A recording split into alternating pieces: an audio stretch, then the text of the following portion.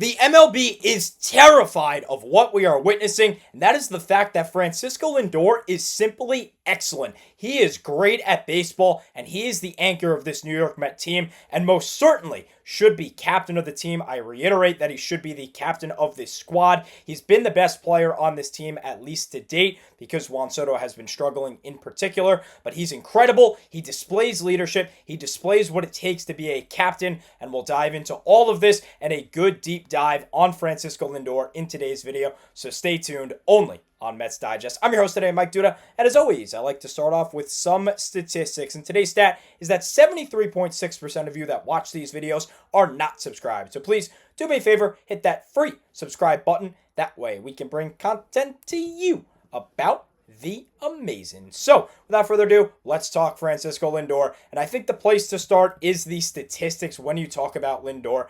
Take a look at these stats on your screen. This is his baseball reference, and keep in mind, he's never been an all-star in a New York Met uniform, despite playing in 2021, 2022, 2023, 2024, and now 2025. Granted, All-Star voting has not started yet, and there hasn't been any decisions about the All-Star game here in 2025. Think this is crazy? Well, not really, because the highest batting average he's ever had at the All-Star break in a New York Met uniform is 253, and his OPS has always been lower than 800. In fact, his batting average has never been 250 or above when All-Star voting has closed, that being fan voting to vote for the starters for the All-Star game, and his highest OPS at that time was 765. Lindor just consistently gets off to a poor start every single season, including last year. Last year, he finished second in the MVP voting, only behind Shohei Ohtani, who went 50-50. And if it wasn't for Ohtani getting 50 homers and 50 stolen bases, Lindor most certainly would have been MVP. I still believe he should have been MVP. That's a conversation for another day. Last year at the All-Star break, his slash was 253, 329, 454 for a 784 OPS. 13 homers, and 52 RBIs. Now that's solid. That's pretty good. That's borderline all-star level, but this year he has just been way better. He is higher in all of these categories except for RBIs because he finally came out of the gate hot and did his job to start the season. Now, when you look at his baseball reference like you are now, you'll notice one thing. One nickname for Francisco Lindor. Mr. Smiles. And that is an awesome nickname because it really encompasses who Lindor is as a player. Lindor is someone who will always smile, he's always positive, and he shows that leadership. He shows those leadership skills because he's always bringing up his teammates, and he is a great player on the field, a five-tool player. He can run well, his defense is absolutely elite, you can see his arm strength, he's got a good arm, he hits for contact, and as you can see from the numbers, he also hits for power. Oh, and he also displays leadership skills, like in 2024 when he held a players-only meeting when the Mets were at their absolute worst and really hit rock bottom after the Jorge Lopez incident where he threw his glove into the stands. Yeah, Lindor called a players-only meeting, and then just so happened to be, after that, the Mets caught a ton of fire and made a deep postseason run in 2024. That is not a coincidence. This guy displays leadership. He's a great player on the field. He's got to be captain of the New York Mets. I don't know what they are waiting for, but not only this, the team also relies on him offensively. And I'm not only talking about from a captain standpoint, but in terms of the offense, the lineup is good when he is good. Take a look at this statistic that also came up last night, Monday night against the Dodgers. Keep in mind, I'm reading this stat on Tuesday night before the Dodger game, and I'll be posting this on Thursday, but this is all of the stats through the first game of the Dodgers series on Monday night. The Tuesday and Wednesday games are not included in the statistics. Regardless, look at this quote and look at this Instagram post. The bottom text says, quote, "The Mets have won 27 consecutive regular season games when Francisco Lindor homers. That's the second highest streak of wins when homering for a player since 1900, only behind 1951 to 1953 Carl Furlow." Now, you think that's a coincidence? Fine, you can think that. There's more statistics to prove how much this offense relies on Lindor. The Mets are currently, at the time that I'm filming this, 38-22. That is a .635 winning percentage. Their record when Lindor gets a hit this year, 31-12. That's a .721 winning percentage. And the team's record when he gets on base, 35-16. That is a 686 winning percentage, both well above that 635 winning percentage that the Mets are experiencing this year, and most certainly well above the 500 mark. Now, before I get into the rest of the statistics, shout out to Lindor. So far, Lindor has played in 59 of the Mets' 60 games, and only 17 of them has he not gotten a hit.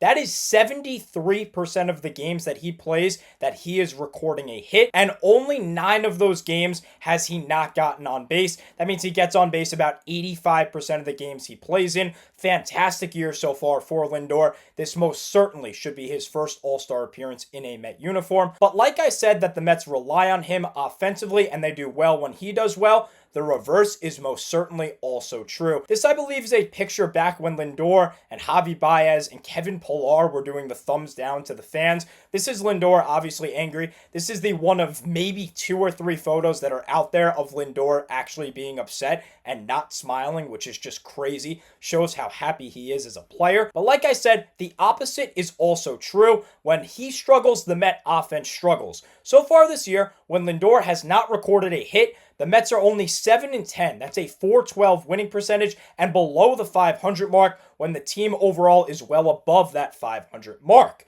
Also, when he doesn't get on base, which is only 9 times this year, which is amazing, the Mets are 3-6. That's a .333 winning percentage and is really bad. So obviously when Lindor is not doing well, the team is not doing well. When the Mets had their one slump of the year, it's not irony that Lindor was slumping at the same time. It's because Lindor was slumping that the team overall was slumping. They rely on their leadoff hitter so much, and he is great. But speaking of him being a leadoff hitter, we just recently, about a week and a half, 2 weeks ago, celebrated Lindor finally having a full year of leadoff spot under his belt. Mendoza and the Mets made this move back on May 18th of last year, back when they were 19-25. Before the skip, Carlos Mendoza made this decision. This includes 2021, 2022, 2023, and up to that date in 2024.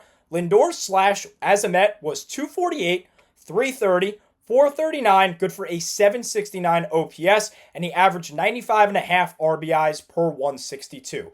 Very good stats, don't get me wrong, but that is not the Francisco Lindor that we all know and love, because after the skip made the move, try a .297, .370, .536 slash, good for a .906 OPS and 102.8 RBIs per 162. Now, not only does Lindor reap the benefits, but the team does as well. Before the move was made and with Lindor in a Met uniform, the Mets were .272 and .258.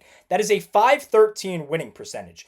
After Mendoza made the move, try 108 and 70, a .607 win percentage. It most certainly was worth it that the Mets went out and got him on January 7th, 2021. Honestly, something that should be a holiday here in Mets land. That, of course, if you're not aware, the Mets traded Josh Wolf, Ahmed Rosario, Andres Jimenez, and Isaiah Green for Carlos Carrasco and Francisco Lindor. Realistically, only one of these players actually worked out for the team that got them. Andres Jimenez was pretty solid with Cleveland, but he is now a Blue Jay and is obviously not on the team anymore. It's been Lindor. It's really been a one-man trade, and the Mets have absolutely reaped the benefits of that blockbuster offseason deal. Lindor has been amazing. As I've mentioned time and time again, Francisco Lindor should be captain of this team. The Met offense revolves around him. He's a Gold Glove, Platinum Glover shortstop. He is the leader. He's the leadoff hitter. He's great on the field, off the field, never frowns, always picks up his guys, and is a respectable locker room presence. He's amazing. I'm so happy that the Mets have him. Just needed to do a video to show how great he is and to show off this absolutely wild statistic here that in the last 27 games that he has homered in the regular season,